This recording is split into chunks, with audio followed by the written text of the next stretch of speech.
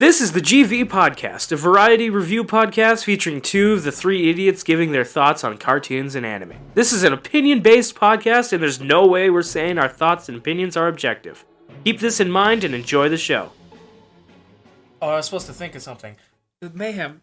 I'm the high one, not you. I was going to say, Mayhem. What are you doing? I'm completely moseying myself around, beating around the bush. Hello, everybody. My name is Mayhem. I'm Duke. I'm Jinsu. And we just saw the Sabaody arc of One Piece. Isn't that Sabaody right? Archipelago. That's the words right. I was looking for. Archipelago, not arc. Archipelago. Yeah. Well, it is the Archipelago arc. Ah. But, yeah, we have begun the Summit War Saga. It's also a lot sooner. We're back a lot sooner than the in between now and when we're watching Thriller Bark is a lot 1 week quicker than other times. Because, hot damn, it is 20 episodes. It was 20 episodes, and I didn't think we were going to make it. There's some loaded episodes. I didn't think we were going to make it. Actually, I think it's 21, and it's still, good lord, insane how good these episodes are. Like, non-spoiler of Sabaody Park. Sabaody Park is somehow simultaneously a very carefree arc, again, but then just like Water 7, hits you like a truck. Yeah, I agree. What do you think, Jitsu? A non-spoiler summary of Sabaody. I can't without spoiling it. I'm crying currently. I felt my heart rip out of my chest, and I'm dying. No, it just goes, Mayhem, I am dying currently. Because if I say the best part about it, then that ruins it. Because it's the best second part of it. I don't know. I understand. I don't know how to communicate non-spoiler thoughts. Y'all Was it want to go to good? Fisherman Island?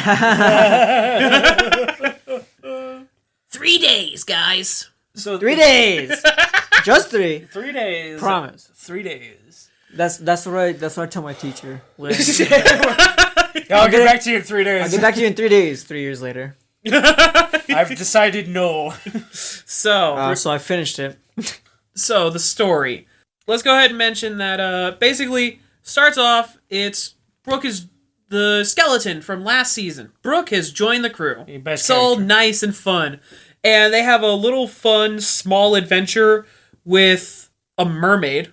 Because they get to they finally get to it. They've gotten to the red line. They are halfway through. They get to the halfway point on the Grand Line, and I'm just like, what? Yep, and you see the Every red time line. I see the globe of One Piece, it just makes me so mad that there is a ring all the way around all the way around the world, a ring continent all the way around, and it makes me infuriatingly upset.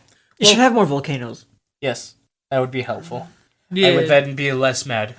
Well, we don't know what kind of islands there are. Like, because a little reminder, there are meant to be thousands of islands. We've only visited like a couple dozen, at most. Yeah. So it's a possibility that there's a large number of like volcanic islands, and we just don't see them. Yeah, I couldn't even see the intro because of all the spoilers and everything like that. I showed you most of it now. Yeah, I was. After watching it, after getting through this part, I was finally able to at least watch most of the intro. That is the problem with the intros for most of these seasons nowadays. They add a lot of stuff where if you watch it before you watch the season, you're kind of screwed. Yeah. Like more recent ones, it's fine because it's like, oh, what's the spoiler? This like. Oh, here's a Zoan type devil fruit user's middle form. Oh no! What a spoiler, right? And it's like that doesn't matter. But I love Chopper. It does stuff like that, but it doesn't really matter all that much. It's other ones where it's like, fuck! They can't show that. Like this one. How could they? This one actually spoils the introduction of 11 characters and also a big moment that happens towards the end of this arc. Yeah. And so it's like, no! But yeah, they get back to the other side of the red line, and Luffy just outright says that like the next time we come across this, and like after we get to the other side of this into the new world, the next time we see the red line, I'm gonna be king of the pirates. Yeah! Like, when he says that, I'm just like, ooh. How crazy does that sound? That's such a good feeling that, like, he has such a visual, like, signifier about his goal. That the red line itself is his signifier. Now, for a bit of a comedy 5 episodes, because, like, the mini arc to introduce us, we get introduced to this little mermaid woman. What was her name? It was, Kami. Yeah, we meet Kami and her starfish pet teacher. And... What are the names? Or what's his name? Oh, it's something... Gabagoop. I don't know. Gabagoo! That's closer to what I remembered. Okay. Yeah, no, in all fairness, I'm pretty sure it was something like Gabagoo. It was something like that. No. Garu. No, it was some weird name. I remember... Let me look that up real quick. Starfish One Piece. Starfish One Piece. You're gonna get a lot of shopping options. I was right, it was Papagoo! It's Papagoo! That's Papag. No, the way they pronounce it is Papagoo. Yeah, it was pronounced Papagoo. Because... Yeah, look! Papagoo! Yeah. Yeah, I'm right. You said Gabagoo. That was close enough. That was close enough. I said Gabagoo, which is very close. That was very close. I'll give you Gabagoo and Papagoo? Oh, how very distant from each other. With you guys giving me at least some leeway when I give my names, that one's close enough. Unbelievable. Man, I can't believe it. Fake fans. So we're talking yes, I am. We're talking about Boofy today, right? Oh, Boofy. Yes, the sequel to One Piece. Donkey and Boofy, right? Boofy, the next fleet. Donkey B. Boofy. Yeah, by the way, that is the full name of the sequel show of Naruto. Boruto, the Next Generation. Naruto, the Next Generation? What is this, Star Trek? Yes. Oh, God. Yeah. But, that's so the 5 episodes, we meet the mermaid, we meet her starfish teacher, Papagoo, and they basically say, our friend was kidnapped by slavers. Slavers, yes. That is a full-on thing that I don't think we can talk about as much. At this point, it's kind of treated as a joke. At this point. But we get to go, and she says, yeah, no, it's my friend, what was his name? Hachin. Who's a fishman. And the entire time they're going, wait a minute. I'm pretty sure we know a fishman named Hachin. And also, the fact that he's a octopus fishman, and they meet him, and go figure... After 300 episodes, we see him once again. The return of Hachin! Hachin, from the octopus fishman Pirates. From the Arlong Pirates. It's back! After, like... 300 episodes. Yeah. 320-ish. 300 episodes. Imagine going into a show, having, like, some great jokes, and then not coming back for another 300. And then being one of the highlights of when you would come back. Yes. Dude, greatest thing ever. We see him again, and we see the group of slavers who... At this point, the reason flying fishmen. What they say is basically the reason we're so evil is because of this horrible thing that you guys did to our captain. It's like, oh, what did they do? And we get the reveal of like it's a very quick thing. It's 5 episodes. It's very fun. Yeah, his name is Duval. I remember that. Yeah, it's this guy named Duval who he fights the Straw Hats. And one quick thing that was really cool as he's fighting Luffy, his bull yak ride. Thing. His bull yak thing that he rides charges at Luffy. Luffy puts his hand up, stops him, and then knocks out the bull without touching him. Without even touching him. And Zoro goes, wait, what the hell was that? That's pretty funny. And yeah, no, obviously, as, like, the moment we saw that, even Mayhem was like, oh, we got to see hockey! Because... I have no idea what it is right now. Because the NHL is live and back in action! Good job. You get 10 merit points for that. You get a minus 20, though. I get minus 20 anime points, yeah. But no, it was... I'm always negative. Our first example of Luffy using hockey. And once again, we still have no idea what hockey is. It's like Juju. Attack and the power of Juju. Oh, there you go. Perfect. And I cannot believe you had that deep of poll. Jesus Christ. How many people have mentioned that show? In the past generation? I would say... I'd say 5 people. I would say... total. I'd say just a few, because it was like a 2000s. It wasn't that far away. I had the game, And I remember bringing it to school, and everybody went, "What the hell is that?" What? Yeah.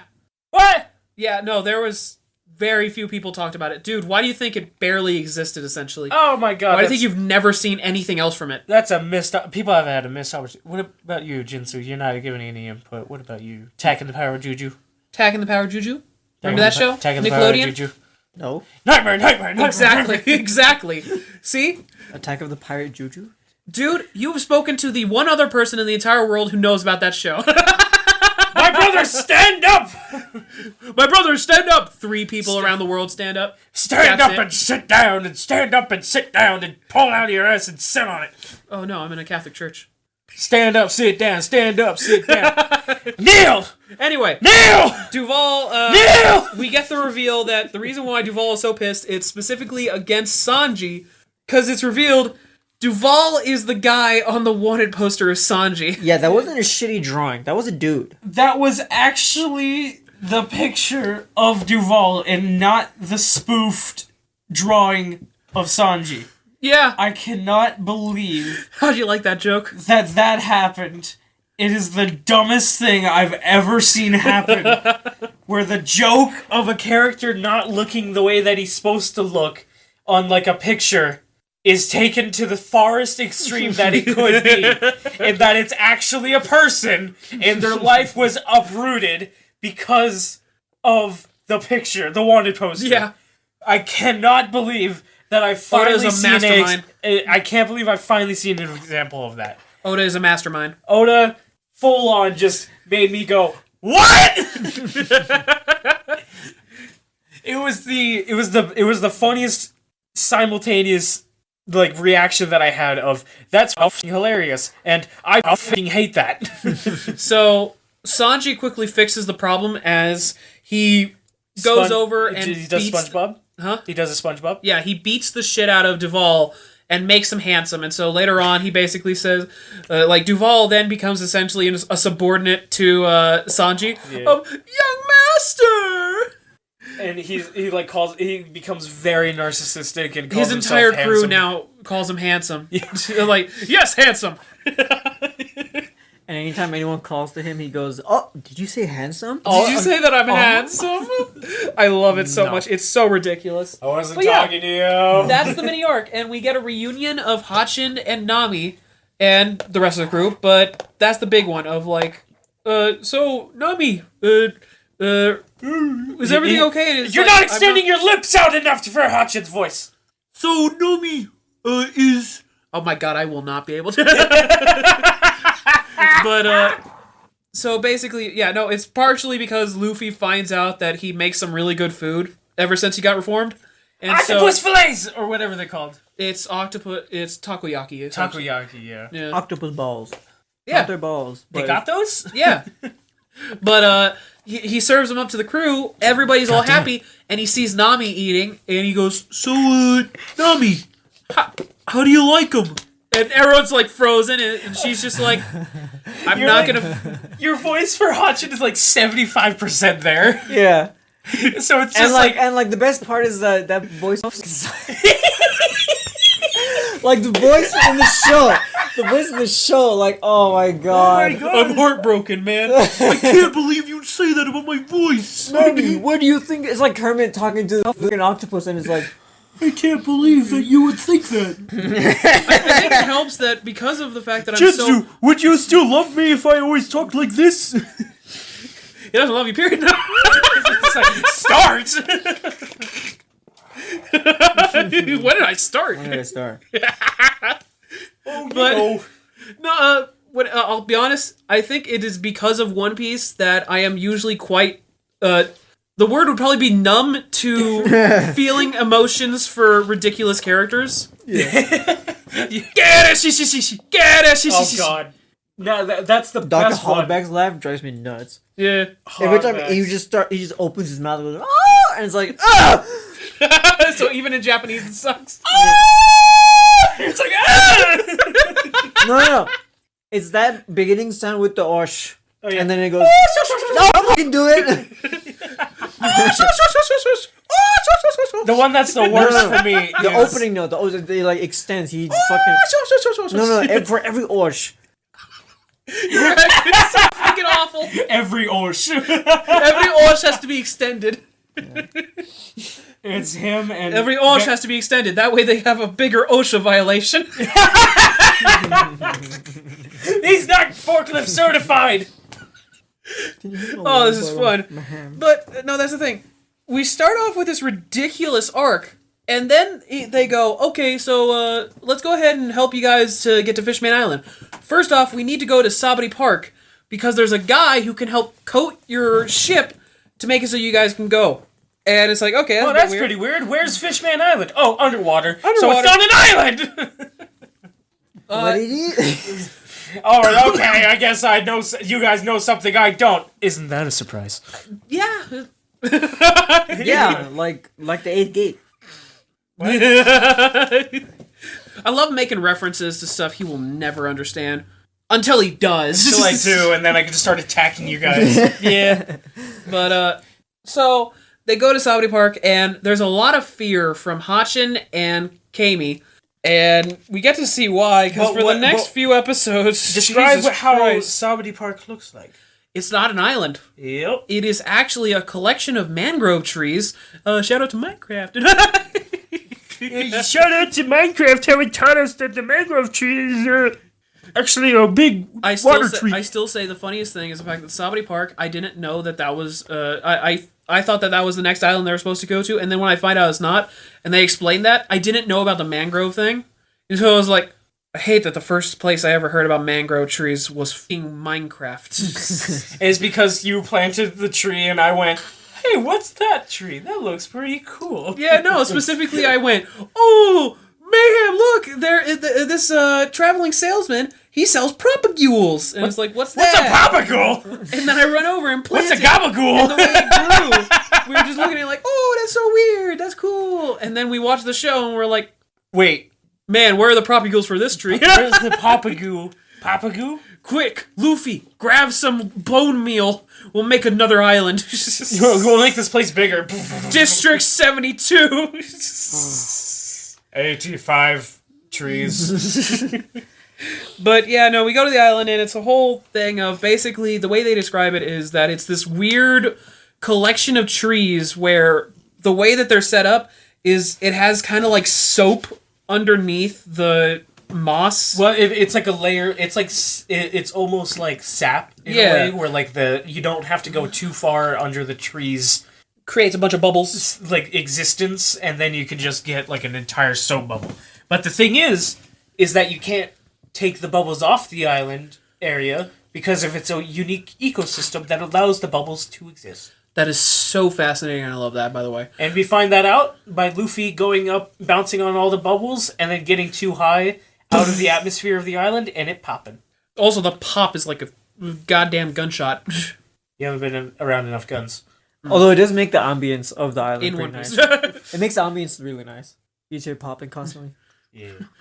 The way I said that for a second, just like it's like a gunshot, and you're just like, oh, you haven't been around enough guns in One Piece. In Minecraft. Exactly, that's what it sounded like the way I said it. It's like a gunshot in Minecraft. What? In Minecraft. You played those mods, right? You know those ones where it's like I'm going to kill you in Minecraft? No, in real life. I'm coming to kill you. Wouldn't they just use a TNT sound for a gunshot? Because it's gunpowder. Yeah. Well, if you want the pew Oh right, you just add that. part of the gun. You just add that. So slavery. Anyways, back to How slavery. to program the Doppler effect in Minecraft. How to avoid getting DMCA'd and copyright taken down and age restricted in one video. Don't mention slavery too many times. So, hirelings. The prisoners with jobs. Prisoners with jobs without money. The servants who aren't getting paid. Servants of the world nobles that we meet. There you go. Because they're wandering around the island trying to find their good friend, as they mentioned, Rayleigh. As they go up to try to find him, they end up encountering one of the escaped servants of the world nobles. And by the way, Hachin said earlier, no matter what the world nobles do, you are not to do anything to oppose them. If you oppose them, a admiral will show up and alongside a fleet. Yeah, a full-on fleet of battleships. So, okay. And we meet one of these nobles, who also known as two of them, actually. Oh, yeah, this is when we meet two of them. Which is this father and daughter who walk up to one of their servants, once again, and just go, oh, this one's useless, and just shoot him. After he just tried to escape and his collar blew up, showing that they're essentially like Suicide Squad levels of stuff. Yeah. And it's the most horrifying scene. I just remember Mayhem's reaction to this was the craziest thing, because we're watching, it's the usual thing, like the pirate dude, he shows up, he grabs a woman, and it's like, oh, usual hostage situation. Okay, it's the usual thing with One Piece. Like, I'll kill her. Then he begins crying. Yeah. Like, you expect the pirate to be like, I'll kill this woman if I don't get freed, or something like that. He's not thinking of killing anyone. He's just saying, please, let me go home. I have a wife and family. Please, let me go. And she's crying. Of, like, part of it is a fear for her life. The other part of it is just her feeling sad for this man. Yeah. No, I think she was a citizen of Sabaody Park, right? Yeah. Yeah, so she knows. I don't think she has any sympathy for him, because most of them have sympathy for the servants. Like, consider it, the moment you see one, it, like, everybody on the island is just like, avoid, like, Jesus Christ, I feel bad for him, but... Yeah, they're avoiding him because he has the explosive collar. Yeah, that's what it is, yeah. So I think the citizens of Sabaody Park are like, well, once you become a slave, you're... Yeah. If you have a bounty on your head. So messed up. Like, to an extent that they're just basically just like, when you're captured that badly and in that deep, there's nothing we can do, so not even worth it to try. Yeah. So we get this, and it's like, Jesus Christ. And we end up going to Rayleigh's house, which is this, like, pub area. It was really cool. And we meet, what was her name? The woman that runs that place. Do you remember, Jinzu? What? The name of Rayleigh's partner? I think it was Shiki. Shiki, I think that was... Shaky? Shaki. Yeah, Shaki. It was Shaki. It was, like, I always, like, because when it showed the sign, yeah, Shaki. I went, my brain instantly was just like, Shakies? Yeah. We meet Shaki. The Shakies Shake Shack? Yeah, basically. And so we meet Shaki, and she's talking with the crew, or, like, at least part of the crew. At this point, it is Brook, Chopper, and Luffy, which was an interesting combo, by the way. It was a very interesting combo. And then after experiencing that combo, that trio of people being on their own, I want more of it. Yeah. That it's Goofy Grandpa with the two youngest. Yeah. But, they're talking to each other, and what ends up happening is she starts talking to them and saying, like, oh, yeah, no, so, Rayleigh, if you want to find him, he's somewhere on the island. Haven't seen him in half a year. And so it's like, oh, okay, well, shit. And she goes, by the way, be careful around the island, because you got some rivals on this island. Yes! And we get the moment that I've been waiting for. Yep. An actual set of stakes for the overall goal of the show. So there are two nicknames for this group, by the way. I forgot to mention the other name, but one of their titles is The Worst Generation, and the other title is The Supernovas. Ooh. Yeah. Yeah. Because they blast off at the speed of light. Because they have 100 million berry bounty. Get ready, be prepared, or you're in for a fight. How many do Luffy have at this point? 300 million. Right. But every one of the supernovas has surpassed 100 million berry bounty before surpassing the red line. How insane is that? Of, like, there's 11 people like that. 11 people that... Two of them are on the crew. That are in the same prospect as Luffy to go to the New World and try and find the One Piece. That it's not just Luffy having this weird dream and the Straw Hats following their captain and all that kind of stuff. No, there are so many other people that want the same exact goal as Luffy. Find the One Piece, become the Pirate King. Yeah, and finally having that set of stakes, that there's other people that want your goal for themselves, is one of the best motivations. Because it was slowly getting to the point where, like, if they didn't do something like this within either this arc or like a couple arcs ahead, I would have equated Luffy to Ash from Pokemon. Yeah. Where I want to be a Pokemon master, and it's just like, what does that mean?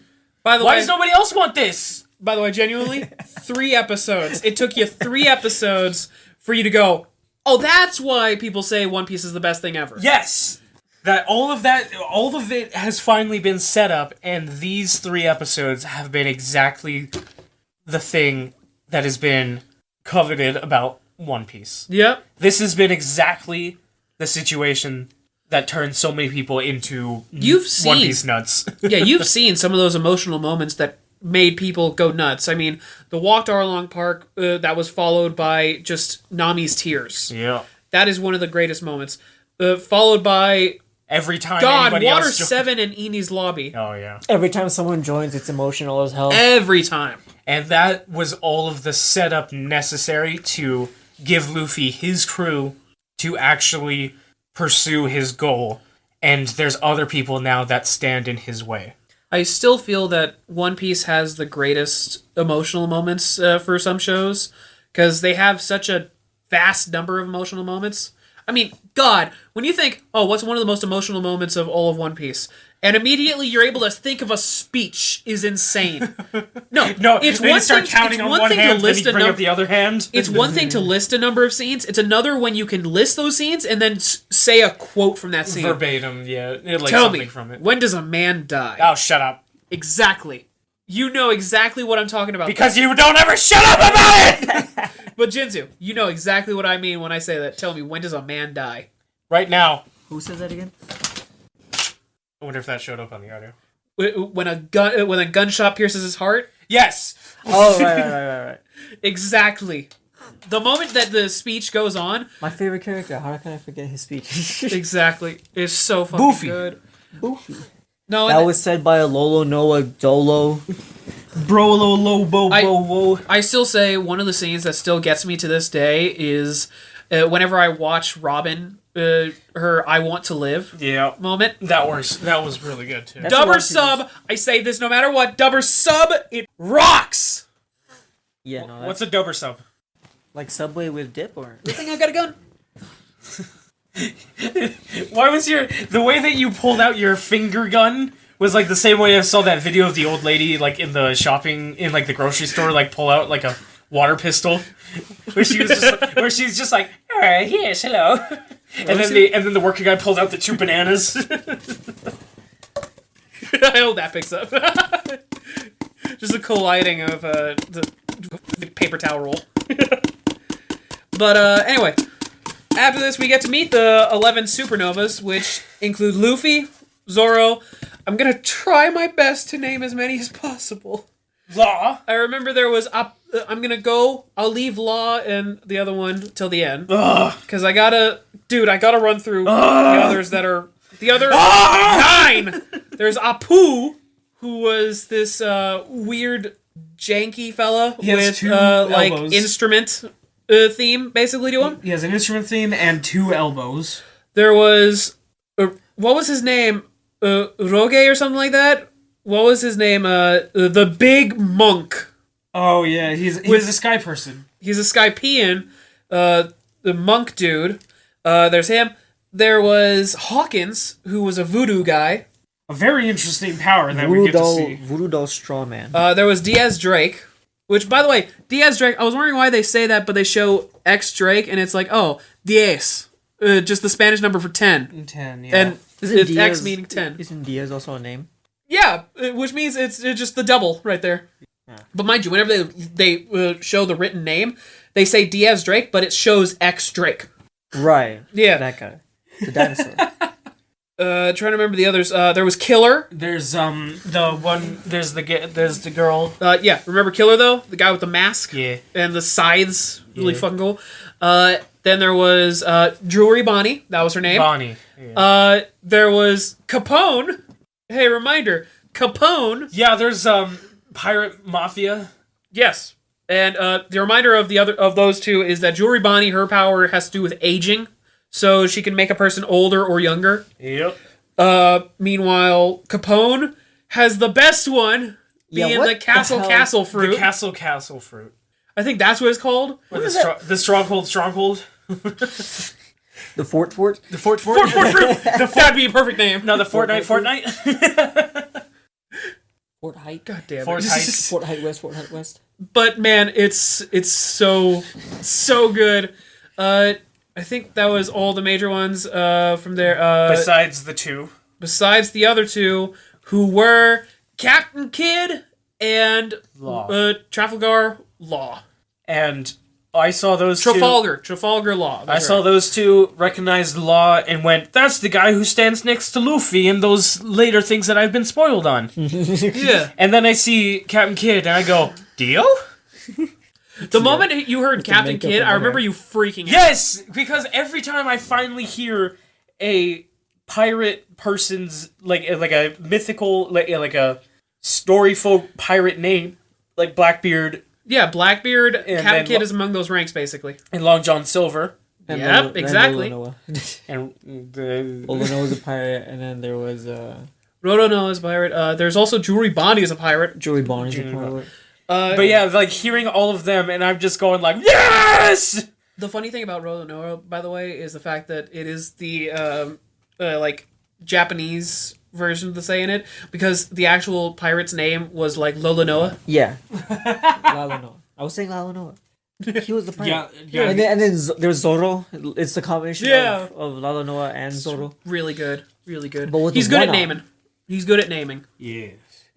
I like how every one of these manga artists that are like some of my favorites always go for the, and here's the pun. And Whitebeard. Like, and with... Blackbeard was under Whitebeard, and then he betrayed him. Yep. And then he makes a character that fully stands on his own, but fits within that bar with red hair Shanks. Yes! Shanks is still really cool. No matter how few times we've seen him. Who else? Anyway, there's so many. Dude, there's Gold so Rogers? many. Don Krieg. Gold Rogers? Wasn't there... Zeppeli? I don't know. Okay, it's implied that... Jotaro? It's implied that Davy Jones is a being in this universe, by the way, by the Davy Back fights. Ah. Like, remember, they say that. The Davy Back fights is named after Davy Jones himself. Yes. Who they say, if you betray the Davy Back fight, then you will suffer the consequences of Davy Jones. Which was an unfortunately lighthearted canon thing, so yeah. Yeah. Anyway, so Kami gets kidnapped. Yeah. After this introduction of all these characters, they were having so much fun in the park, in like the amusement park, and everything. And then Five Nights at Freddy's. And then we get one of my favorite Zoro moments. Dude, the moment the anime went... Okay, wait, just you want to go? No, let him go. So they're at the amusement park, and they decide to all leave her to go look at ice cream, which I've been saying. The worst part is it's like 10 feet away though.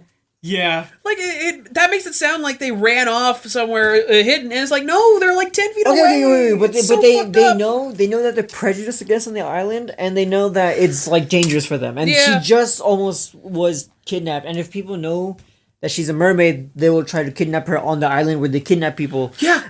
Reminder: this island is apparently racist against fish people. Very definitely against racist. fish, huh? Very definitely racist. Yeah, very definitely. Against fish people and mermaids, because they consider them less than human. Yeah. Yes. But we like to completely avoid that conversation. We get one of my favorite Zoro moments. Yeah, I almost forgot about all of the best Zoro moment. All of the mangrove trees are numbered, and as he's getting off, and like Sanji and Usopp are just like, "You're gonna get lost," and he's like, "I will not. I know how to operate like the numbers on the trees. I could follow them back here." And they're like, okay, he's got it. So the tree that the Sunny is at, that we're going to meet back at, is tree number 1. Okay. Walks away. Covered. The bubble moves that was in front of the tree, and you see the number 41. So Zoro is just completely lost. Zoro has an internal radar that tells him to go where he needs to be, not where he wants to be. Yeah. I love this, by the way. It was very convenient for what happened later on. I thought that was so well written. When I saw that, I was just like, oh! So, what ends up happening with the Zoro moment as well... Yeah, continuing with Zoro. He's wandering around, and he ends up going onto the same street where Jewelry Bonnie Capone and a few other supernovas are at. And as he's there, he notices, basically it was this horrifying scene where one of they're known as the Celestial Dragons. Celestial Dragons, that was the term that I was... The Celestial Dragons, these world nobles. Or in Japanese, they're called the Tenryu Bito. Oh my god, that sounds awesome. Butos? Ten is heaven, and then Ryu is dragon, and then Bito, I don't know what the hell. I think that's just the... Bitch. I don't know. Bitches. The 10 dragon bitches. Yes. That's... Celestial Dragon still works, but that's also a really cool name. Translation, but... Yeah, Celestial Dragon is still a cool sounding name, though, I'll be honest. Definitely. Or the World Nobles. The worst one! Complete asshole. This guy, this snot-nosed motherfucker... I don't even want to know his name. I don't want to know either. Fuck you! Oh, I didn't hear it. Good. Their names are Saint Roswald, Saint... I forgot her name, and Saint Charlos. Saint Peace, Saint of, and Saint Shit. Yeah. And he's the shit. He is the shit. Because he comes in, he kills one of his slaves, and then... outright buys a woman. Wait, no, it wasn't he killed one of his slaves. He just was irritated because he saw that as he's trying to walk through, this doctor was running a patient through of like, this man's going to die if we don't take him. Oh, okay, make it quick. Kill him now. And I just saved you time and money. And he sees the nurse and goes, I like this one. Send her to my place. Oh, sure thing. I'm a fiance. And it's like, get away from my fiance. This dude running up trying to save her. And gets shot. He goes, no. And shoots him. Almost kills him. And Zoro ends up walking up on the scene. He doesn't even know what's best fucking line. happening. He just walks up. Just is drinking and he just walks up. You want to say the best line ever? Well, actually, I like how everyone's just watching him go like, what is he doing? Yeah, all of the supernovas And are he just encounters... going, oh! What, you want directions? Yes! Wait, say it again? I didn't. What, you want directions? Yeah. You're looking for directions? And he just points the Saint The guy just shits himself. Yeah, Saint shits himself. and then without even, and then like just in the same grunt, just points his gun and shoots at Zoro. And we get one of the Zoro best dodges. silent moments of Zoro where it's just, you see the bullet trail and you see Zoro serpentine underneath and draw his sword. And But go right for before, the cut. But he's stopped by Bonnie seconds before. Seconds. And Bonnie, she ages herself down to a child to make it seem like that was her big brother. And she plastered ketchup on his face. Plastered ketchup on his face and it's like, shut the hell up or you will die. I can't believe my big brother's so stupid and now he's dead. Oh no! Oh, I guess I killed him. Okay, well, I'll go now. Well, that isn't where I shoot it, but I'll take it. Oh, I assumed that I missed. Oh, well. That is 90 degrees off of where I pointed my gun. Anyway, it doesn't matter. I'm not good at math. What is math? Who cares? Let me go buy more slaves. Let me go buy more math. Let me stick my finger in my nose. My bubble head. Yeah. Oh yeah, that's a character detail about the Celestial Dragons. They have one of the bubbles over their head because they don't want to breathe the same air as regular people. Yep. And they got these weird spacesuits on and shit, and their hair looks stupid. They look like, I hate to say it, but you'll know where I'm coming from. The Whis and Yeah. How funny would it be if it turned out that Toriyama actually kind of inspired? It would make sense. That'd be funny. But yeah, you see what made a good character out of these shitters. One of the best characters in Dragon Ball Super. Anyway, the best characters from the most irredeemable characters. But what happens is now they've got a race against time because Kami's been kidnapped. She's been taken off to Mangrove Tree number 1, where the slave house is. Yep. Where they auction off slaves. And where Zoro thinks the Sunny is. So he's just like, might as well go back. Yep. And so and everybody starts meeting together, and it was, who was it? Luffy, Zoro, Luffy and Zoro come later. It was Nami, Frankie, Chopper, Usopp, and Sanji. Yeah. Like, basically, it was just a few members of the Straw Hats at that point who met up and basically were trying to figure out a way to handle getting Kami back. Because she has the collar that explodes, so if they try and bust down the front door, her head's gonna explode. Oh, who do we get to see is apparently among the slaves, by the way? Rayleigh! Some old dude with cool glasses and a beard. And a very distinct design. Who's immediately revealed as, you have the major freak out Like, of, Rayleigh of the Gold Roger Pirates. Also, the second in command. Vice captain. Second of command of the Gold Rogers Pirates. He is Silver. Silver's Rayleigh. He is the very next one. And I about shit myself. I don't think it's ever mentioned. Like, most Is Rayleigh a real pirate? Well, I think it's supposed to be John Silver. Yeah, I think that's more of a reference. They wanted to change the name. Actually, I remember Rayleigh is supposed to be a reference to something. Let me check that. I don't know if it's exactly to Long John Silver. Silver's Rayleigh. We check. Oh yeah, you're looking up one. Also known as the Dark King. He was based off of Sir Walter Raleigh. There it is. Who was that? Just what he was known as on the high seas? That was his name. That was just that. Okay. Based on Sir Walter, or I guess it's Raleigh actually, because they don't have the Y between the A and the L. Okay. So they kind of combined Long John Silver and Raleigh. Interesting. But yeah, they go to the slaver house, and the only way that they could possibly get Kami back is to go in and be as a bidder, because Nami has adjusted has an approximation about how much treasure they have aboard the Sunny, and it was about 200 million. So she's just like, that's plenty enough. The starting bid for a mermaid was 70,000. Yep. 75,000. 75,000. That was the starting bid. So it's like, we got this, guys. We got this. We get a bunch of people. I think it was 75 million, wasn't it? No, it was 1,000. No, it was 70,000. But basically what happens is a whole bunch of people are walking through, being sold. Horrifying. There's even one guy who pops up and bites his own tongue to try to kill himself. Yeah.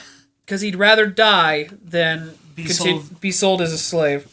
And it's horrifying. And finally we get Kami.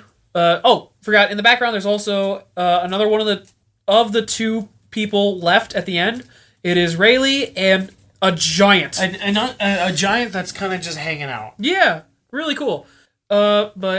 So Kami, she comes out getting ready to be sold. They put her in a giant fishbowl. All these people all excited, like, oh yeah, we get to bid, this will be so interesting. Meanwhile, Lord Shitter ends up looking at it like, a mermaid! And what was it? 500 million. Yep. He threw up 500 mil. Just like after the highest bid was 300 mil. And it's about to be essentially like, oh, we're screwed. What are we going to do after this? And the moment he's like, about to be that, dun, dun, dun, dun. Luffy and Zoro crash through the building. On a flying fish. And Luffy essentially jumps around like, okay, where the motherfuckers at? Where the motherfuckers at? There she is! Yeah, it's literally, alright, where are these people that I'm going to beat up? Guys?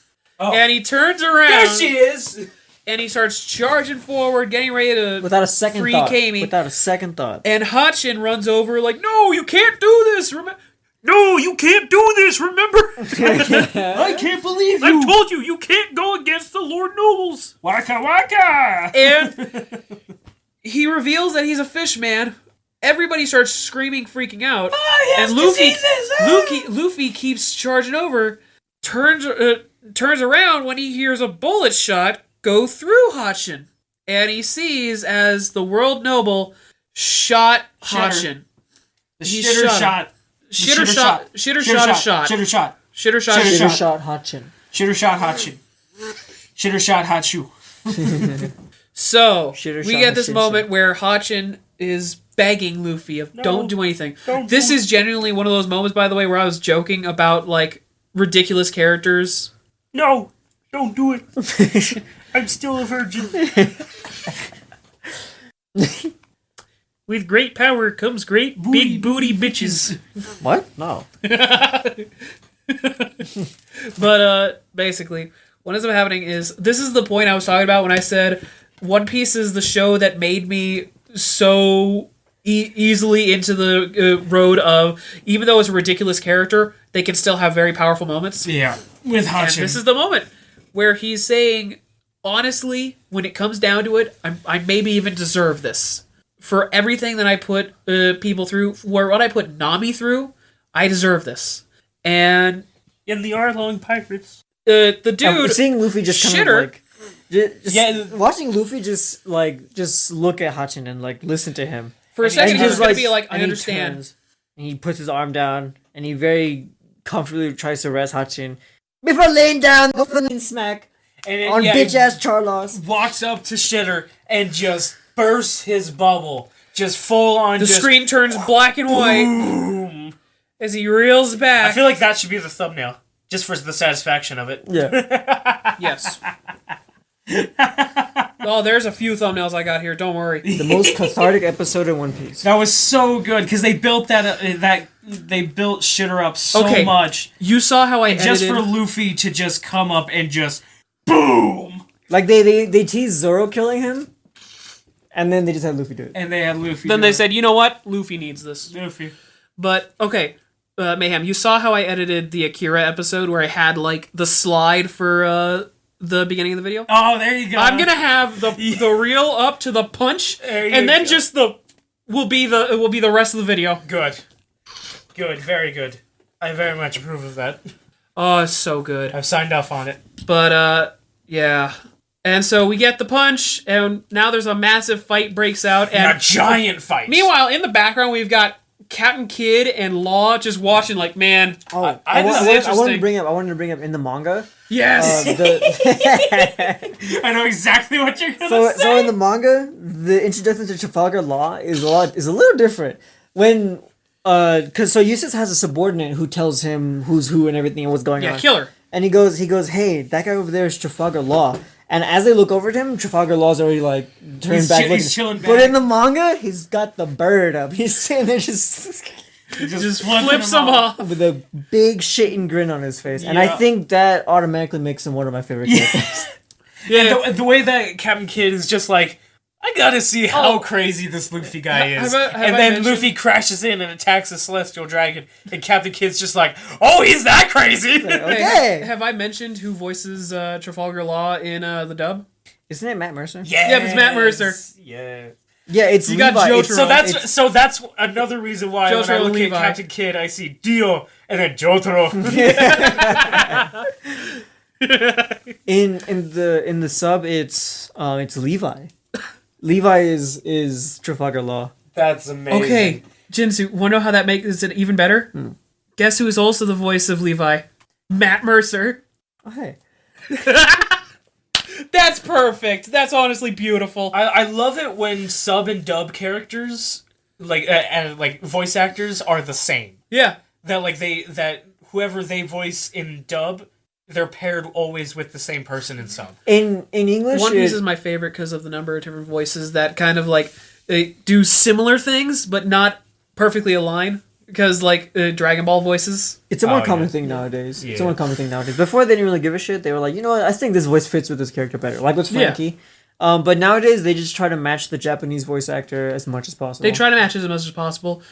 Only on occasion are they like, okay, which I don't like. I like it better when they conform it to the cultures. Yeah, because I will say that Frankie's English voice, I love it more than the Japanese one. I like the Japanese one more, but I do think the English one fits better. The English one, yeah, that's why I like it more, is that it fits better. Japanese, it makes me laugh more. Yeah, English, it's so funny. English is also funny, but... Super! Yeah. Super!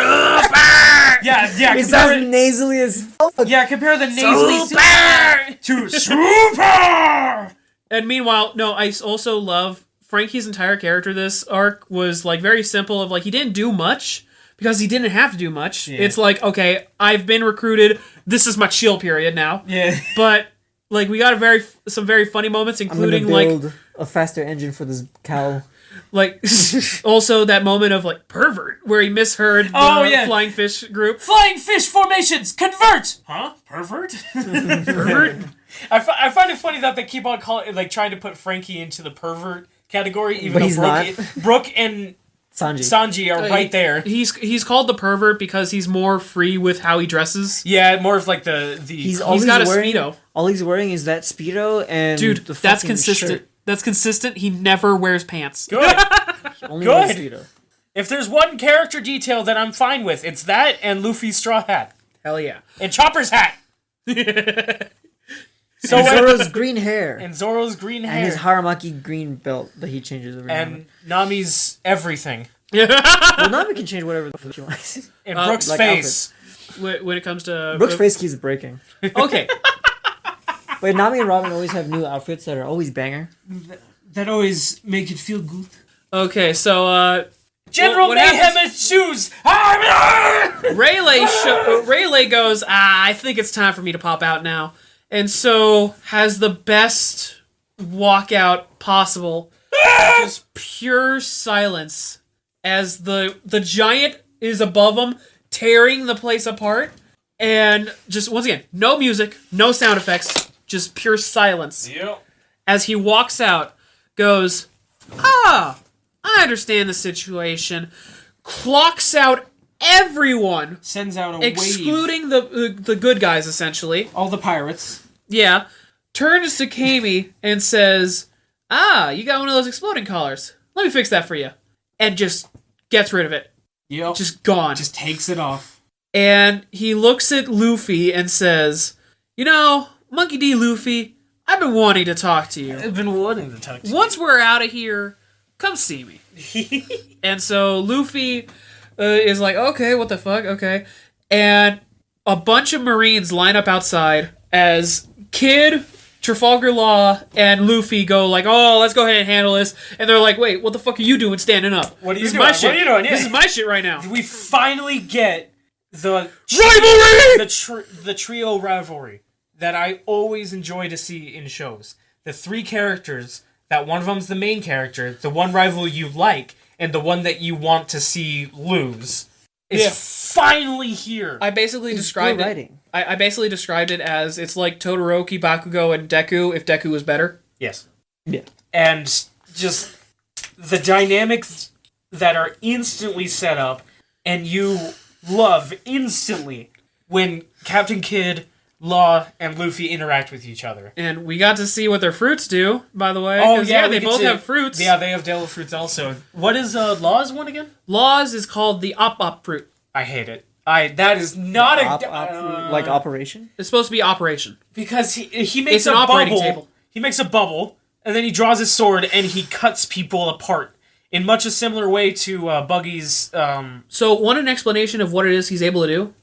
When he creates what's called the room, basically what it is he can swap around the location of any object within that room. Which means he can do literally almost anything within that room. Yeah. Insanely overpowered. And then Captain Kidd's just over here as Magneto. Captain Kidd is Magneto. No, it's so funny. Dude, Oda forgot to reveal the name of the fruit, by the way. And so people came in and asked him, you didn't mention the name of the fruit. Is it some massive secret? And he said, I forgot to name it? Oh, magnet fruit. Yeah? Hey, man. Easy writing is easy. What is magnet in Japanese, Jinsu? Magnet in Japanese? Jagu? I did not pay attention. I think the name of the fruit... I think the name of the fruit in Japanese is like the Jagu no Mi, something like that. Every time you say that, I feel like you're going to start going into song. And I want to hurt you whenever you...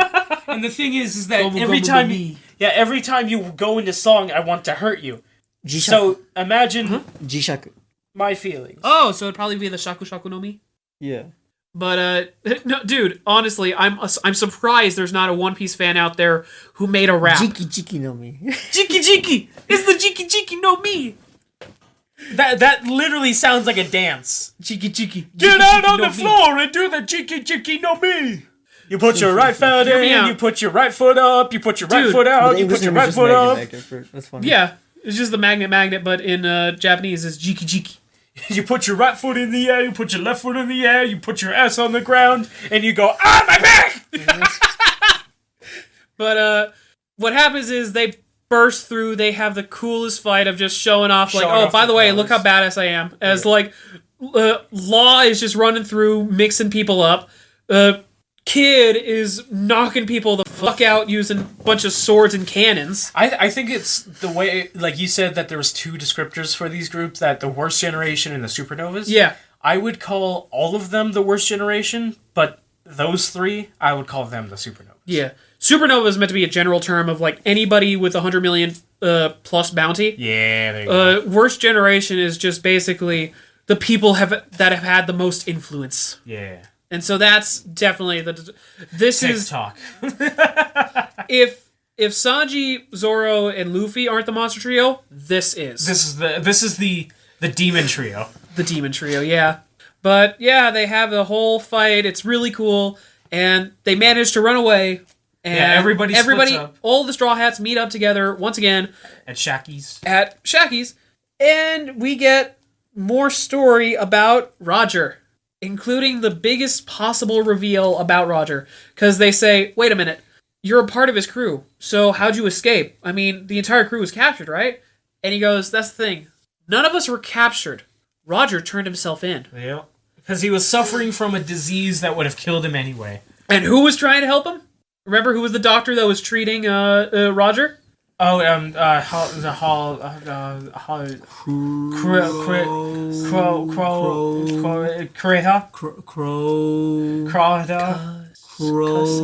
Fuck you. Chopper. No. Crocus. Hogback. No. Gecko Moria. Crocus. The Dr. Crocus. The guy who's treating Laboon.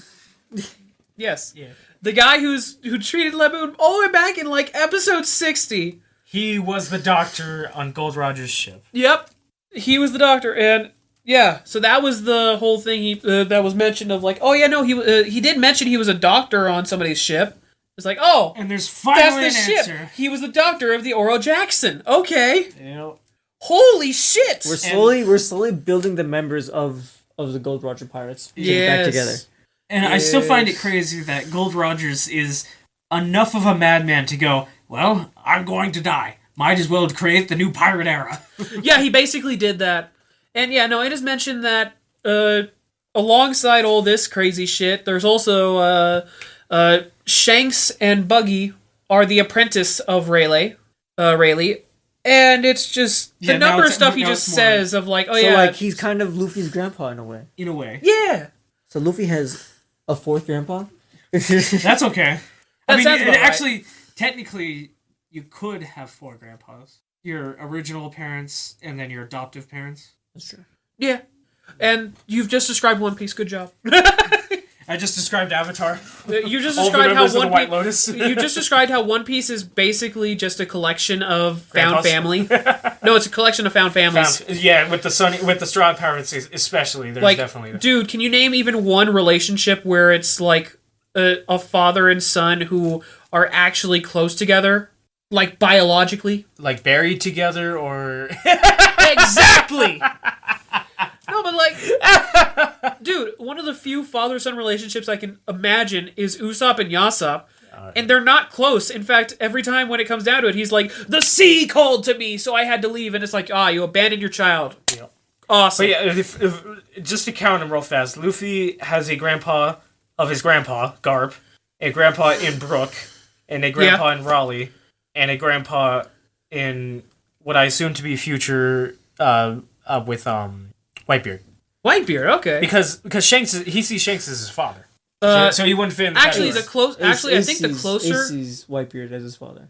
Ace considers Whitebeard his father, so in this case, it'd be closer to like a stepdad. Stepdad, yeah. It would be closer to Whitebeard. Like, fuck you, you're not my real dad. But who would be the fourth? You just said fourth, yeah. So I was like, wait, fourth. No, you said 4.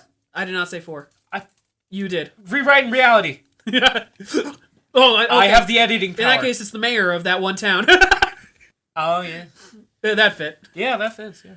Or also, technically, his mother's father, unless Garp is his mother's father, in which case it would be Dragon's father. I don't think Garp is Dragon's father. I don't think that. Yeah, They don't look similar enough. What do you think of that theory, by the way, Jinzu? The idea that Garp is not the father of Dragon. I believe it. Yeah, the idea is that Garp is actually the father of Luffy's mom. Yeah. Because he never specifically says, what's her name? Oh yeah, my son, Dragon. Yeah, he doesn't call a dragon son. He calls dragon your father. Yeah. In which case, is what I would say to my son-in-law. About my son-in-law. Yeah. But other than that, we get after that whole revelation, we also get the 2 moments of Robin being like, okay, wait, I need to know. You know about the Void Century. tell me. And he how goes, does he answer? I could tell you, but you wouldn't have anything to do with that knowledge. You would have nothing to do with that knowledge, and you would be even more confused. You would need more answers. You have to go out and find these answers yourself. Only then can you actually understand. That is Oda saying, "Oh yeah, no, I have the full explanation. I can give you the full explanation of It's there. What is up with this world." But if I just say it out loud, then you won't have the context and it won't make any sense. Yeah.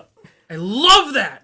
Mario and Luigi saved the Mushroom Kingdom. It's like right now we're not even in Dragon Ball Z yet, And somebody wants to know what the spirit bomb is. They want to know about what the Kais are. Or the Kais, yeah. Or the gods of destruction. Yeah, exactly. But while we're not even in Z yet. Yeah. We're essentially like getting closer to Z and starting to learn more. Yeah. But meanwhile, the other one that asks a question is Usopp. In One Piece, it's hockey. In Dragon Ball, it's aliens. Exactly. Exactly the difference. Oh my god. I need to see Ben 10 Saiyan. There's fan art. Fan art. There's fan art. But so real quick, we also get Usopp asking the question of like, wait, you're wasting your opportunity. Old man, is the One Piece real? Shut the fuck up, Usopp! Yeah, Luffy gets really pissed. That part was funny. I don't want to know if it's real, because I'm going to find out myself. Yeah, that Luffy doesn't... He isn't looking for the One Piece just to know if it's real or not, and he's just satisfied with an answer. He wants the journey that is required to find the One Piece. Yeah. The possibility of the One Piece. That is the journey that Luffy wants. And if he makes it or not, no matter what happens, he's still going to be the king of the pirates at the end of that. Yep. They end up leaving of like they get it all situated of okay, we'll be back in 3 days to go ahead and get our ship and head off to Fishman Island. We just got to hide for now because I punched a world noble. So anyway, who shows up but the admiral, the other admiral by the name of Kizaru. Who ate the light fruit or whatever it's called? Yeah, it's the light fruit, aka the Pika Pika no Mi. Yeah. So he's Pikachu, where he's literally made out of light and is priceless. Just like Pikachu. This guy is great, by the way. I love his design. But I also love the fact that like all the admirals are supposed to have a bit of irony to their power and personality. Mm-hmm. Light particles. Because like Aokiji, the entire thing about Aokiji is the fact that he's got a cold fruit, but he's got a warm heart. Yeah. Meanwhile, Kizaru, he's got the brightest fruit, but he's got the dimmest intelligence. I think he just acts the dumbest. Like he holds himself back. No, he's meant to be stupid. He's actually just dumb. He's essentially like it's like one of those like street smart characters that are also really dumb when it comes to books. Like Luffy. Like me. Exactly, actually. I'm a fucking idiot. I mean, you saw the whole thing with his snail of like, Uncle, are you talking into the black snail again? I told you that's meant for like this whole thing, and it's like, oh, okay. Oh, I didn't know that. And it's like, yeah, no, he's meant to be extremely like, well, I think it's supposed to be essentially he's a bit on the dumber side, but also he's the fastest admiral. But he's also the slowest admiral. Yeah, he's the fastest. He's the slowest to catch on. He's the fastest, but the slowest. And he got shot in the head once and was kind of ignored it and kept talking. And then he got shot in the head twice and was like, "Oh, that's kind of irritating." But yeah, he wipes the floor with several of the supernovas. Destroys a couple of the mangrove trees by himself. Yep, he doesn't destroy the trees themselves. He just wipes the floor with supernovas. Yeah. And like, he shows how dangerous he is. We get some, like, of the other supernovas, like, them showing off their powers and stuff like that, but more importantly... What shows up? The pacifistas. No, Kumo. I don't know what you're talking about with pacifistas. It's Kumo. Kuma pops up. Bartholomew Puma. But for some reason, he doesn't have his paw pads. He doesn't have his paw pads. And so it's like, wait, what's going on here? And they realize this is not Kuma. Yep. These are the pacifistas. He doesn't have his Bible! Basically.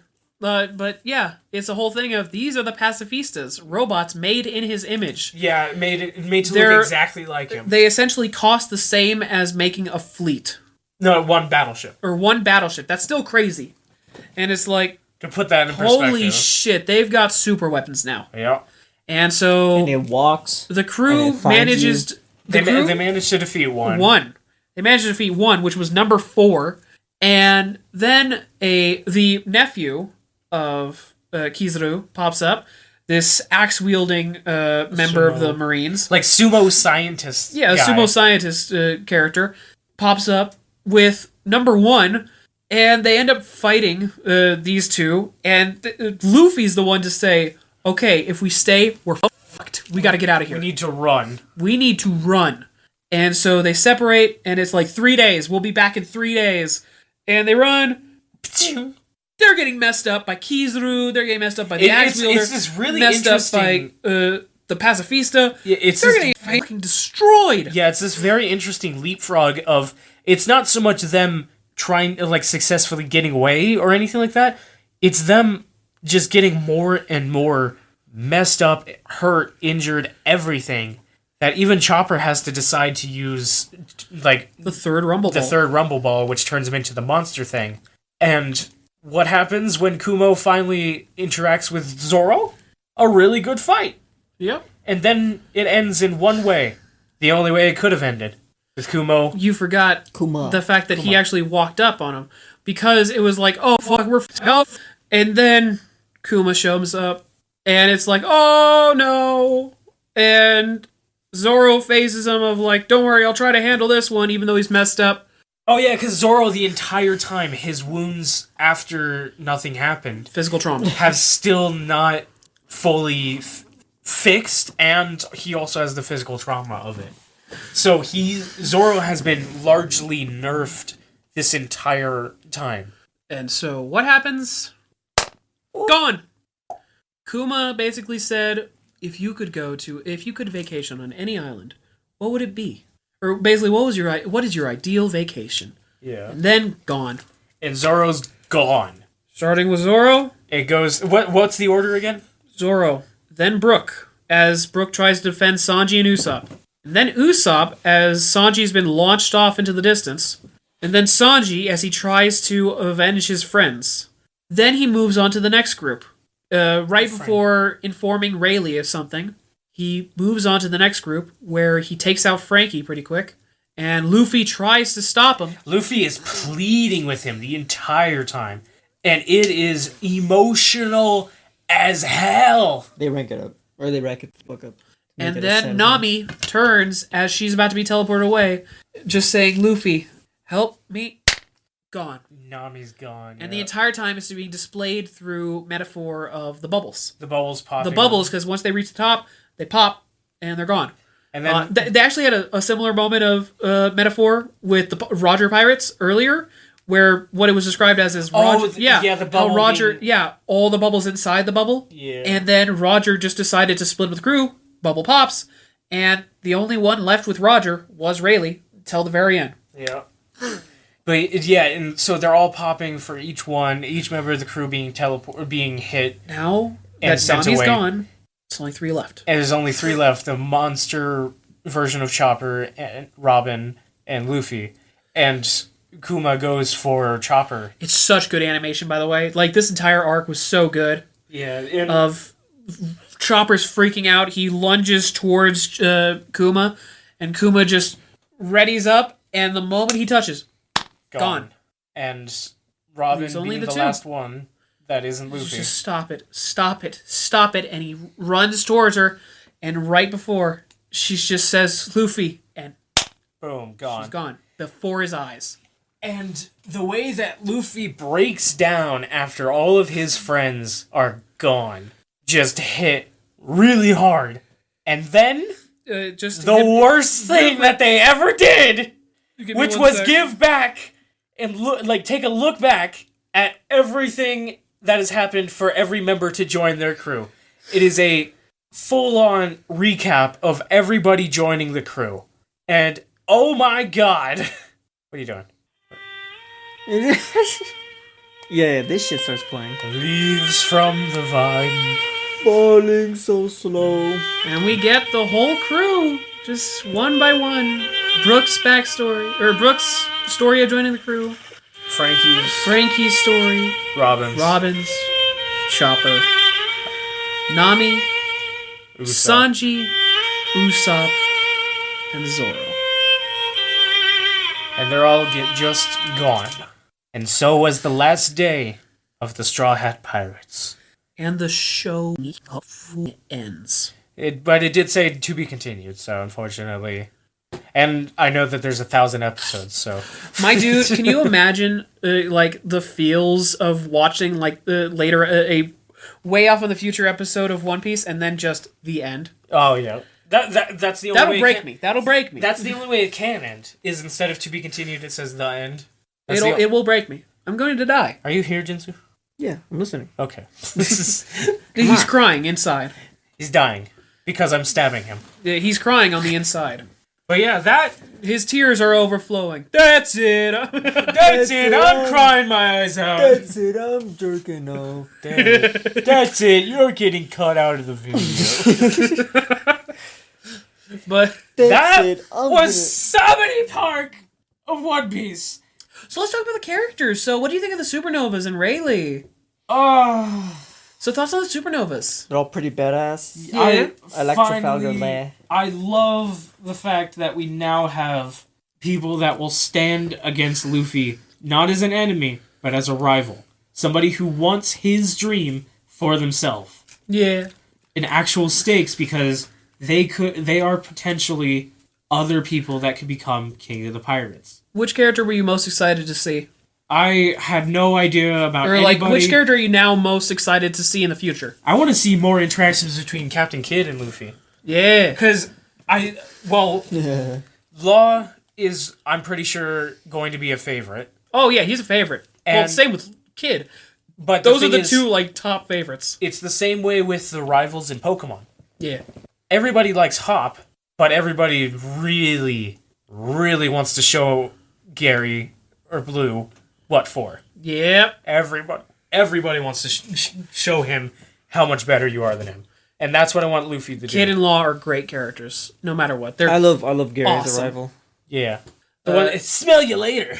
Meanwhile... I could very much see Captain Kidd saying that to Luffy, and Luffy just being like, "Why are you smelling me?" Rayleigh. How'd you feel about Rayleigh?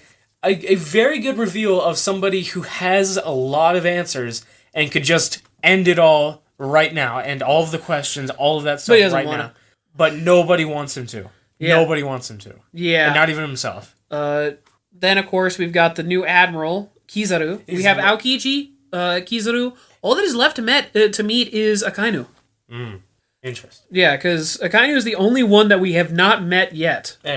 Well, we met him at one point, but it was back when he was a Vice Admiral. And we didn't even see him all the way. He was, all concealed and everything. Yeah. It was the guy who had the Buster Call. It was we're showing him off and totally not saving his actual look for a later date sort of situation. Yeah, just wait till you see Akainu, because all these admirals are awesome. Yeah. But yeah, what do you think of Kizaru?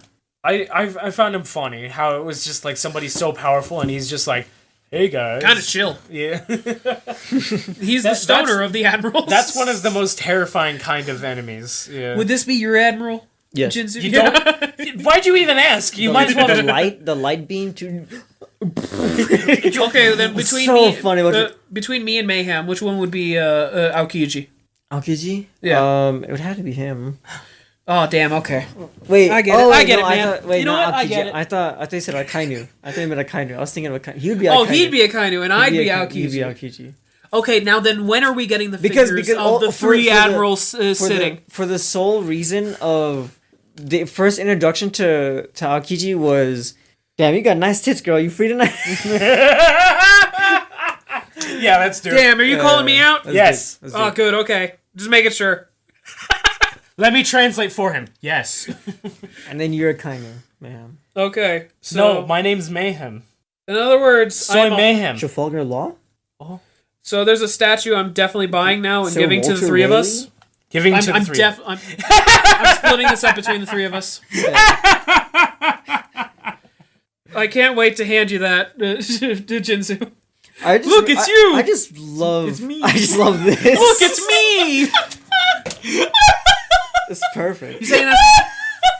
Yeah. You saying that's Mayhem over there? Oh, I think I know that guy. Yeah, we'll see. It's Patrick Starr. That's Admiral Agenu. Oh my god. But man, no, I can't wait to buy that statue now. Okay. I'm gonna need to. Final thoughts. Yeah, this arc was like Water 7 2.0, where it kind of has like a silly beginning. Oh yeah, I've seen that. But yeah, Water 7 has a silly beginning and then turns into one of my favorite arcs of the entire show. Look at that neck. By the way, look at his shirt. By the way, Yeah. it's Grandpa Max. Yeah, Hawaiian shirt. Best character. Yeah. But yeah, like I was saying, that like this entire arc has become one of my favorite ones. Every time, like a lot of the time, I've been kind of back and forth about whether or not I like it or I don't on these arcs. This certified it. This is one of the ones that I firmly put into I enjoy a ton. Yeah. This is in the same category as Arlong, as the same category as Alabasta, in the same category as Water 7. Mm-hmm. I put them. I put these so high in like this category of these arcs. Not to say put anything against the other ones, like Thriller Bark and all the other ones. I enjoy them, but now Sabaody is in my top 4 of One Piece arcs. Dude, I'm not even kidding. For me, I think it's like either number 1 or number 2. Yeah. Because I never sat down and watched all of it, and so it goes above Vinie's Lobby for me. It goes out above and beyond. Your final thoughts, Jinsu, on the Sabaody Park? This is probably one of the best expectation subversions you could possibly do in a story. This is what I wanted to say in the non-spoiler part, but was like, wait.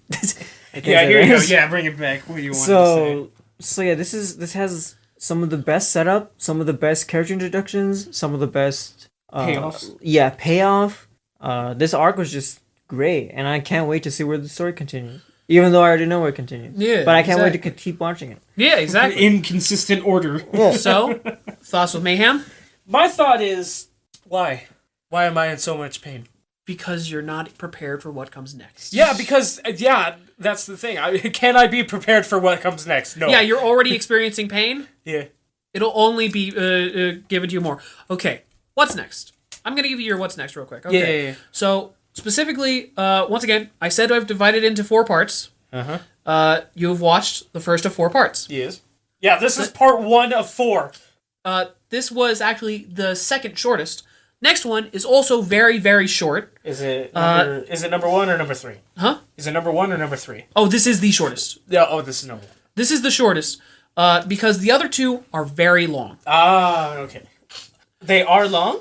Oh, they are long. They are long? But, no, the thing I gotta tell you right now... They are long? What am I preparing you for? Yeah.